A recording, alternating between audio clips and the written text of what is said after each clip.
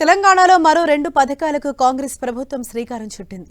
సచివాలయం వేదికగా 2 గ్యారెంటీలను సీఎం రేవంత్ రెడ్డి ప్రారంభించారు.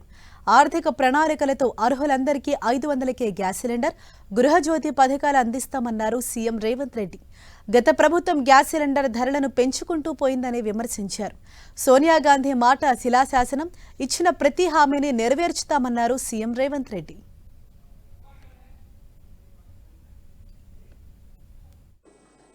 అర్హులైన నిజమైన లబ్ధిదారులకు ఈరోజు 200 యూనిట్ల వరకు గృహ అవసరాలకు ఉచిత విద్యుత్తు, అదేవిధంగా 500 రూపాయలకే సిలిండర్ కార్యక్రమాన్ని ఈరోజు లాంఛనంగా ప్రారంభించుకుంటున్నాం.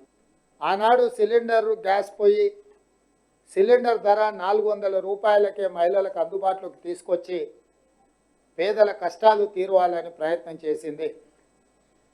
కాంగ్రెస్ పార్టీ తర్వాత అధికారంలోకి వచ్చిన భారతీయ జనతా పార్టీ నరేంద్ర మోడీ గారు దాదాపుగా సిలిండర్ ధరను 1200 రూపాయలకు తీసుకెళ్లడం జరిగింది. ఆ ధరను తగ్గించాలన్న ఆలోచన రాష్ట్ర ప్రభుత్వం చంద్రశేఖరరావు గారు ఏ రోజు ఆలోచన చేయలే. కేంద్ర ప్రభుత్వం పెంచినా కొద్దీ తనకు కూడా జీఎస్టీలో ఆదాయం వస్తుంది, ఇతర ఆదాయాలు వస్తాయని ఆదాయ వనరుగా మాత్రమే చూసిండు తప్ప ఏదైనా సబ్సిడీ ఇవ్వడం ద్వారా సిలిండర్ ధరను తగ్గించాలన్న ఆలోచన ఆనాటి ముఖ్యమంత్రి గత ప్రభుత్వం ఎప్పుడు కూడా చేయలేదు.